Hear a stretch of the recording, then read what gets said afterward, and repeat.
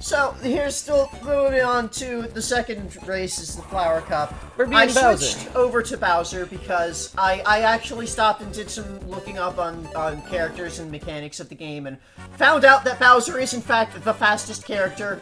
And later in the game, I discovered, like, he has the worst turning, which you may think is going to be a big problem when turning is the biggest problem in this game. Cat's knocking things over. Yes. But... So, you may think, oh, yeah. He's got the worst turning, that's going to be a big problem when the momentum in the turning is the hardest thing in this game. Right. But it turns out, his top speed is so much higher than everybody else's that it doesn't matter. Oh. So, like he can as just long go as you're- through dirt without a problem? Oh, dirt slows him down, like ridiculously. Oh. But it slows down everybody ridiculously. So. The lightweight character's not as much. Huh. But, the thing is, if you turn halfway decently, you are just, then once you're not turning, you're going straight up significantly faster than everybody else. Like, I didn't really see a huge difference in this until 150cc. But, like, I tried a couple of races on 150cc with some other characters, and I just could not beat them because I just did not... I was still not turning well because I am never going to understand how to turn well in this game in an intuitive sense. Momentum. But... That's its thing. I did... So, I'm turning terribly with every character.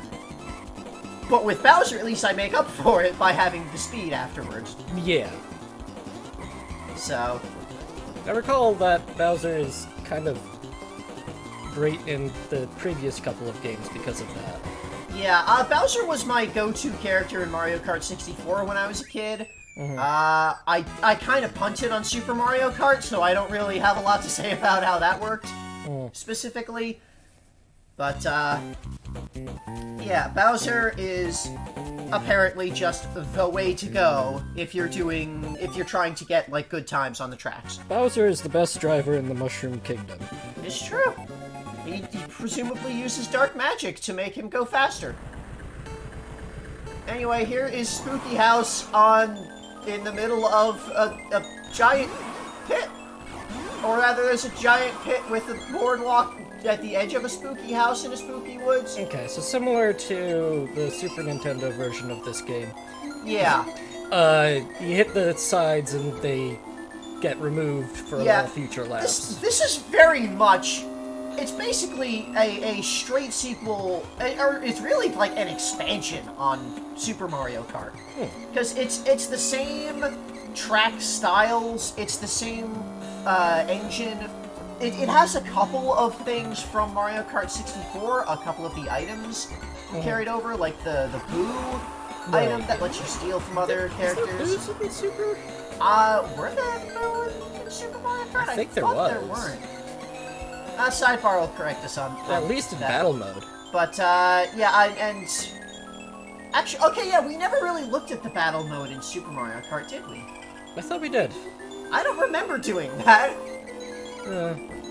Well, one way or another, this also has battle mode. It looks a lot like the battle mode in Mario Kart 64, from what I could see. I haven't really looked that deeply into it yet. I'm still going through things, because here's everything that we need to do for this game. First and foremost, we need to get the gold trophy on every race, on every cup, on every difficulty. That sounds normal.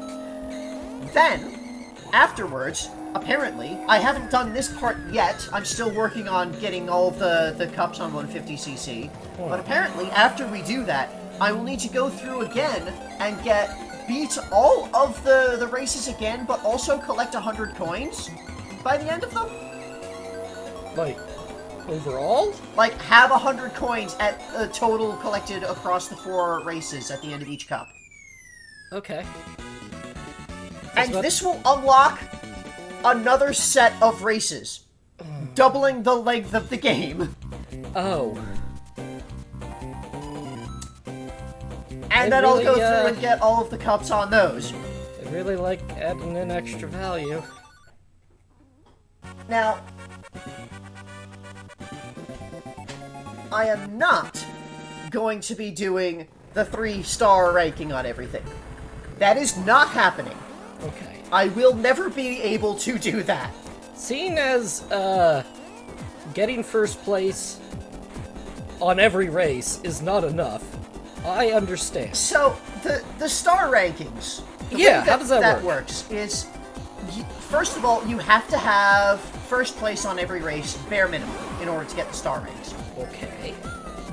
Second, there is a hidden score mechanic that is tracked throughout the tournament.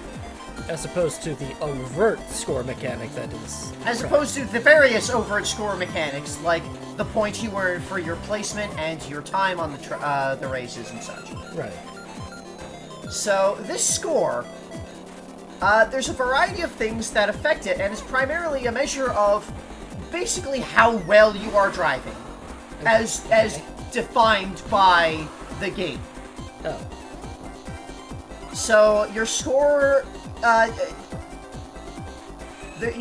time that you get on the tracks affects your score. The faster times are better scores. Anytime you are not holding the accelerator, you are losing points. Anytime you are touching the brake, you are losing points. You gain points by doing a perfect drift and getting the boost afterwards. Okay. You gain points by grabbing an item box when you already have an item, so you cannot actually collect another item. Well, that just seems like a waste. You gain points for coins that you pick up. You lose points for hitting anything. Any other racers, any obstacles, any walls. Okay, be a safe driver. So basically, you need to drive perfectly. And also play as if you are not playing Mario Kart and there are no items. But still collect all the items and But coins. still grab the item boxes to get them. So, also here, as with the other Mario Kart games, if you get lower than 4th place on a race, then it doesn't count. It costs a life. Mario Kart 64 did not have lives. Right. This has lives because Super Mario Kart had lives. Yeah. So yeah, you if you get a low rank, or if you manually retry during the race, then you lose a life, and you start over. And you have 3 lives, and if you have no lives left, then you lose. You've lost the course. If you have no lives left and you have to retry, then you've lost and you get kicked out of the tournament and start over from the beginning. Yeah, you've lost the tournament. So, Good. yeah. This is like the Yeah. second Bowser's Castle from Super Mario Kart. Yeah, like, How about I did wind up, like, I got a lot better at this than I ever got at Super Mario Kart. I am already at the point where, like, I can baseline do a little bit. And it mostly comes down to don't touch the drift button. Do not touch the jump button. Just don't touch that button. Just pretend it's not there. Though that's how I got good at Super Mario. Yeah, because that's how you do basic doing well at this engine, this game engine, is you just release the button to slow down. And You slow down to take the curves, which Yeah. apparently is playing the game wrong. yeah, that is in fact playing the game wrong according to their internal score mechanics and rankings. Because the thing with the drifts is it gives you a huge boost when you do it. You don't slow down at all if you do it perfectly.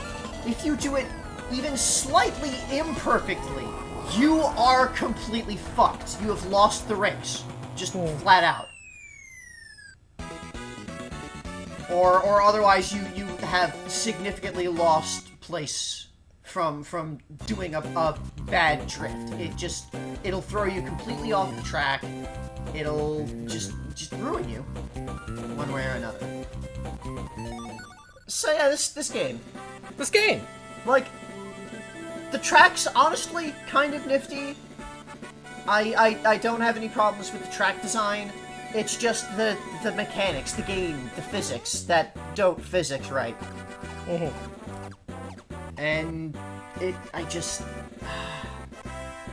You bounced off it like a cart bouncing off a wall. I would not say I bounced off of it. I would say I smashed my face into it. Well... And now I'm dying. Okay. The race results were saved.